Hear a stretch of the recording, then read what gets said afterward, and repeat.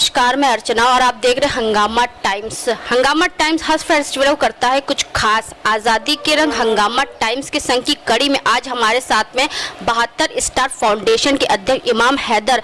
तो उनसे पूछेंगे जिस तरीके से फेस्टिवल आ रहे हैं, कुछ दिनों में 15 अगस्त आ रहा है, उसके बाद मुहर्रम भी आ रहा है, उसके बाद रक्षाबंधन भी आ रहा है, तो इस फेस्टिवल पे उनकी संस्था यानी कि 72 स्टार फाउंडेशन क्या खास कर रहा है और किस तरीके से 15 अगस्त और मुहर्रम के फेस्टिवल को मना रहे हैं। आपका स्वागत है सर। नमस्कार मैम। अभी तो हम लोग 15 अगस्त के उपलक्ष्य में मैं ये कहना चाहूँगा कि ये आज़ादी का दिन है और हम लोग इस आज़ादी के दिन को बहुत अच्छी तरह मनाएंगे और मैं पूरे देशवासियों को इसकी बधाई भी देना चाहता हूँ 15 अगस्त की। और मैं फिर से लोगों को ये भी कहना चाहूँगा कि लोग आज़ादी दिवस मनाएं और कोरोना का प्रोटोकॉल को पालन करते हुए मनाएं। और मैं ये सभी लोगों से अपील करता हूँ कि जो भी सरकार ने गाइडलाइंस दी हैं उन सभी गाइडलाइंस का पालन भी करें और कहीं पे भी एक साथ इतनी ज़्यादा भीड़ ना एकत्रित करें और मार्केट में इतनी ज़्यादा भी ना भीड़ एकत्रित करें। हाँ, अपने अपने घरों में झंडा ज़रूर फहराएं और कहीं पे भी लोग जाएं तो 50 से ज़्यादा लोग एकत्रित ना हो और आपस में जो भी हो इस त्यौहार को हर्षोल्लास के साथ मनाएं। और जहाँ तक मुहर्रम की बात है तो मुहर्रम को हम लोग एक त्यौहार के तौर पे नहीं मनाते हैं। ये एक गम का महीना है जो कि 68 दिनों तक चलता है, जो अभी 10 अगस्त से स्टार्ट होने वाला है और ये 68 दिनों तक चलेगा। तो इसमें हम लोग मजलिसें करते हैं, मातम करते हैं और इसमें भी सरकार की गाइडलाइन आई भी रखिए कि 50 से ज़्यादा लोग एक जगह एकत्रित ना हो। और जहाँ पे अगर 50 लोग भी एकत्रित होते हैं तो मैं सोचता हूँ कि वो सारे लोग मास्क और सैनिटाइज़र का यूज़ करें और इस गम के महीने को मनाएं और अपने अपने घरों में मजलिसें मातम करें। और जुलूसों की सरकारों ने भी जुलूसों को मना कर रखा है, जुलूस से रोड पे ना निकलेंगे और किसी भी तरह के जुलूस ना निकलेंगे। तो मैं उस सारी चीज़ों को मैं लोगों तक भी ये बोलना चाहता हूँ कि कोई भी जुलूस रोड पर ना निकालें, आप अपने घरों में मजलिसें करें, अपने घरों में मातम करें और इस गम के महीनों को आप अपने घरों में मनाएं और कोरोना को देखते हुए और सारी चीज़ों का पालन करें, मास्क का यूज़ करें, साबुन का यूज़ करें, सैनिटाइज़र का यूज़ करें। और 15 अगस्त हमारी आज़ादी का दिन है। 15 अगस्त को हम लोग आज़ाद हुए हैं। 200 साल से हम लोग इस 200 सालों तक अंग्रेज़ों से इस आज़ादी को हम लोगों ने हासिल करने में लगाया और काफ़ी हमारे शहीद भी हुए। शहादत को भी हम लोग याद करेंगे और वो सारे शहीदों को हम सलाम भी करते हैं। और आप कोरोना के जितने कोरोना वॉरियर्स हैं मैं उन लोगों को भी सलाम करता हूँ और मैं 15 अगस्त के दिन उन लोगों को भी याद करूँगा। और मैं लोगों को ये भी कहूँगा कि हम लोग भी झंडोत्तोलन करेंगे और झंडा फहराएंगे और हम बहुत खुश नसीब है हम लोग के आज़ाद भारत में हम लोग आज रह रहे हैं। तो ये तो हुआ आपका 15 अगस्त के लोगों संदेश, लेकिन आपकी 72 स्टार फाउंडेशन 15 अगस्त को किस अलग अंदाज में मना रही है और मुहर्रम की जो आप बता रहे हैं, मुहर्रम जो आपका मातम का त्यौहार होता है, तो उसमें आप क्या क्या करेंगे अपनी 72 स्टार फाउंडेशन के द्वारा?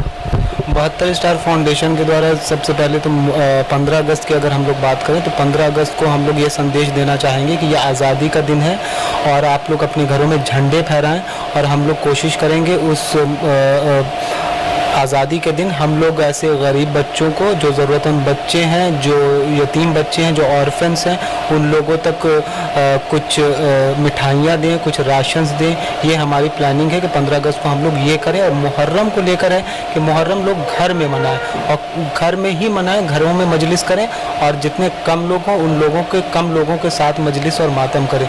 जो कि ये त्यौहार का महीना नहीं है तो कहीं पे भी ऐसा कोई खुशी का महीना नहीं है कि आप एक जगह बहुत सारी गैदरिंग कर लें और ख़ुशी मनाएं।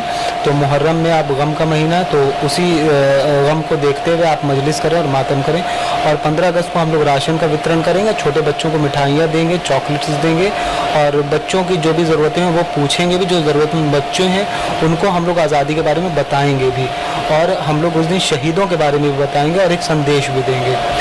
72 स्टार फाउंडेशन हर फेस्टिवल पे या फिर कोई भी वीकेंड हो उसमें आप लोग अपना मेडिकल कैंप लगाते हैं, तो मुहर्रम या 15 अगस्त के दिन पे कुछ ऐसा प्लान है आप लोगों का?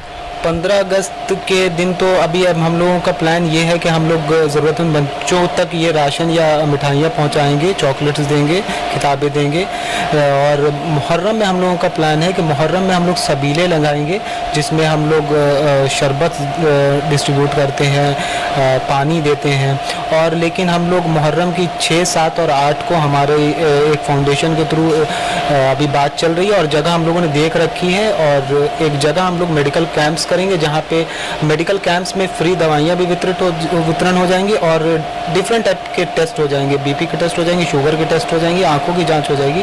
और इस कैंप में हम लोग एक एडिशनल चीज़ करने वाले हैं कि हम लोग इसमें दवाइयों का वितरण तो करेंगे, लेकिन कुछ जांचें भी, जो खून की जांचें होगी, जैसे हीमोग्लोबिन की जांचें हो गई, शुगर की जांचें हो गई, उसके साथ थायराइड की जांचें होंगी, यूरिक एसिड की जांचें होंगी। ये हमारी कुछ लैबें हैं जो हमें हम उनके कोलैबोरेशन के साथ हम लोग ये करने वाले हैं। जो भी जांचें होंगी ये निःशुल्क ही जांचें होंगी और उन सभी की रिपोर्ट जब भी आएगी, वो जितने भी पेशेंट जांच कराएंगे उन सबों को हम लोग दे देंगे। और एक कोरोना की टेस्टिंग टीम भी बैठेगी उस दिन, जो कोरोना के RT-PCR और एंटीजन की टेस्ट भी करेंगी, वो भी बिल्कुल निःशुल्क होगा और सब लोगों का ये निःशुल्क टेस्ट कोरोना का भी हो जाएगा। तो एक सवाल हम और करेंगे आपसे कि 72 स्टार फाउंडेशन सिर्फ मेडिकल कैंप से, यानी कि स्वास्थ्य संबंधी लोगों को सुविधाएं देती है या अन्य किसी भी रिलेटेड सुविधाएं देती है? देखिए, 72 स्टार फाउंडेशन सिर्फ मेडिकल कैंप, मेडिकल फर्टिलिटी से रिलेटेड तो सुविधाएं देती हैं। हमारे प्रायोरिटी जो कहा जाए, पहला हमारा लक्ष्य यही है कि जितनी भी स्वास्थ्य सुविधाएं हैं वो पहुंच जाएं लोगों तक और जितने ज़रूरतमंद तबके हैं उन सभी तक स्वास्थ्य सुविधाएं पहुंच जाएं। और दवाइयों का कॉस्ट आप भी देखती हैं कितना महंगी होती हैं, तो वो मैं चाहता हूँ कि सबों की टेस्टिंग भी होते रहे वक्त टाइम टू टाइम और दवाइयाँ भी मिलती रहें। लेकिन उसके साथ हम लोग ज़रूरतमंद लोगों तक राशन भी बांटते रहते हैं। राशन के साथ दवाइयाँ तो देते ही हैं, खाना भी देते हैं, लेकिन जिन ज़रूरतमंद बच्चों की अभी स्कूल की फीस, कुछ लोगों में काफ़ी दिक्कतें हो रही थी, स्कूल ने रिजल्ट नहीं इशू कर रहे थे, TC नहीं दे रहे थे, उन लोगों की, कुछ बच्चों की हम लोगों ने फ़ीस की भी अरेंजमेंट करा रखी है। और कुछ लोग बच्चे हैं जो अभी हम लोग अरेंजमेंट कराने में लगे हुए हैं और उन लोगों तक हम अपनी बातें पहुंचाते हैं जो हमें अपनी तरफ से कुछ डोनेशन भी देना चाहते हैं, तो वो भी हम उनसे लेके और उन बच्चों तक पहुंचा देते हैं। तो हम लोग राशन का भी वितरण करते हैं, स्कूल के बच्चों की पढ़ाई का भी हम लोग ज़रूरतें पूरी करते हैं। कभी कुछ शादी का भी आ जाता है तो उसमें भी हम लोग जो अपने स्तर से जो भी हो पाता है वो हम लोग कंट्रीब्यूट करते हैं और बच्चों का पढ़ाई से लेकर किताबों तक भी हम लोग दे देते हैं। तो जिस तरीके से आप सुन रहे हैं कि 72 स्टार फाउंडेशन सिर्फ स्वास्थ्य संबंधी सेवाएं उपलब्ध नहीं करवाता है, व्यक्ति को जिस तरीके की कोई परेशानी हो, 72 फाउंडेशन आगे से आगे बढ़ करके उनकी मदद करता है। तो हम आपसे कुछ और भी जानना चाहेंगे कि जैसे इस समय कोविड-19 का दौर चल रहा है, लोग गैदरिंग बहुत कर रहे हैं, लोग तीसरी जो वेव आने वाली है उसकी लापरवाही कर रहे हैं, तो इस विषय पे आप क्या कहना चाहेंगे? इस विषय पे मैं ये कहना चाहूँगा कि तीसरी वेव जो अभी आ रही है और बहुत सारे राज्यों में केसेस अचानक से बढ़े भी हैं। केरल को हम लोग देख लें तो हर रोज़ 20 से 22 हज़ार केस आ रहे हैं। पूरे इंडिया का अगर देखा जाए तो मोर देन 50% केस केरल से आ रहे हैं। उसके बाद महाराष्ट्र में भी केस बढ़ रहे हैं और लगातार बढ़ रहे हैं। तो हम लोगों को ये देखना चाहिए कि ये पहले जब वेव आई कोरोना की, तब भी इन्हीं राज्यों से होते हुए पूरे इंडिया में फैली, पूरे हिंदुस्तान में फैली, पूरे भारत में फैली और फिर इन्हीं राज्यों में केस बढ़ रहे हैं। तो ये कोरोना का कोई भी वायरस अभी पूरी तरीके से ख़त्म नहीं हुआ है कम्युनिटी से और ये कुछ राज्यों से फैलते ही हुए अलग अलग राज्यों में लोग जाते हैं और इससे इन्फेक्ट होते हैं।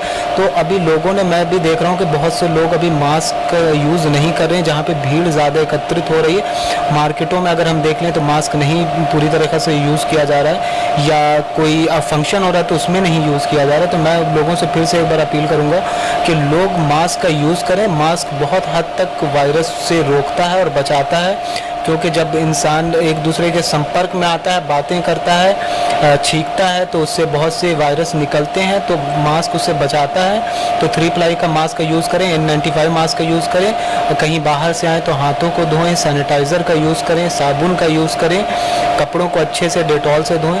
तो अभी बचाव ही सबसे बड़ा उपाय है। और मैं एक बार फिर सबसे अपील ये भी करना चाहूँगा कि कोशिश करके सब लोग वैक्सीन ज़रूर लें। वैक्सीन से मृत्यु दर काफ़ी कम होती है।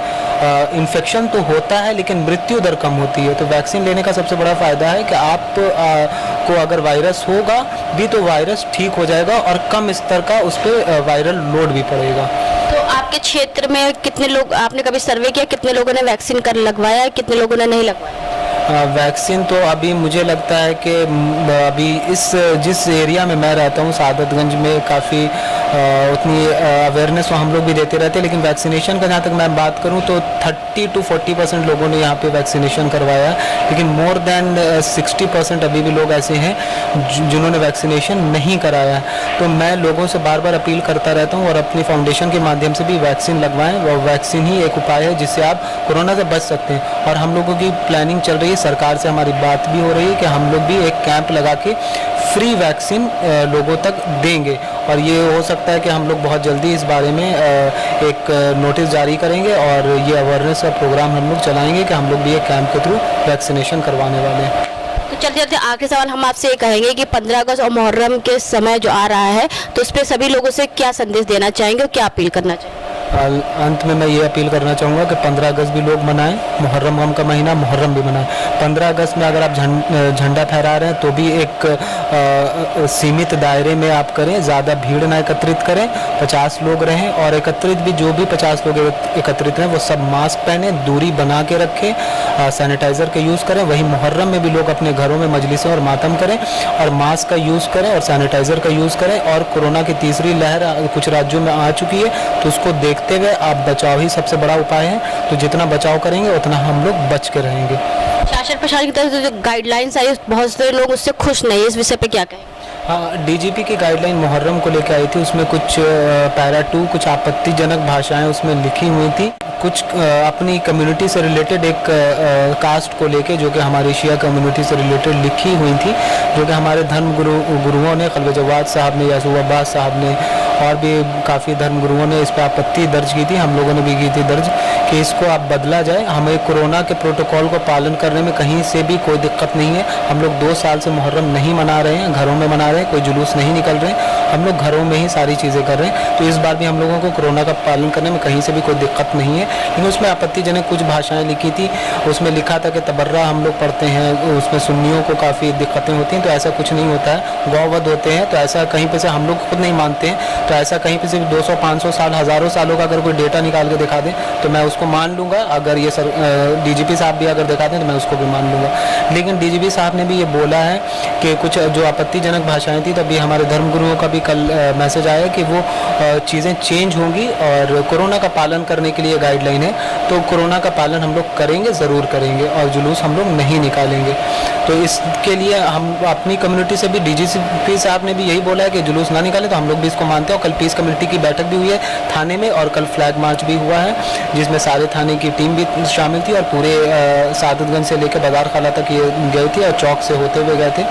तो सबों को ये मैसेज भी गया कि आप लोग कोरोना का पालन करें और एक जो भी मुहर्रम का महीना आ रहा है उसको सब मिलजुल कर साथ में मनाएं, किसी तरह का डिस्प्यूट ना करें, क्योंकि साथ में ही रहने से भलाई होती है। और साथ में अगर कोई चीज़ होती है तो काफ़ी अच्छे से होती है। कहीं पे से कोई किसी को के बारे में आपत्तिजनक भाषा का नहीं यूज़ करे, कोई असामाजिक तत्व इसमें ना अपना फ़ायदा उठाना चाहे। मैं ये कहना चाहूँगा कि सब लोग मिलजुल के कोई भी काम करें, मिलजुल के करें और आपस में बिल्कुल सहानुभूति के साथ करें।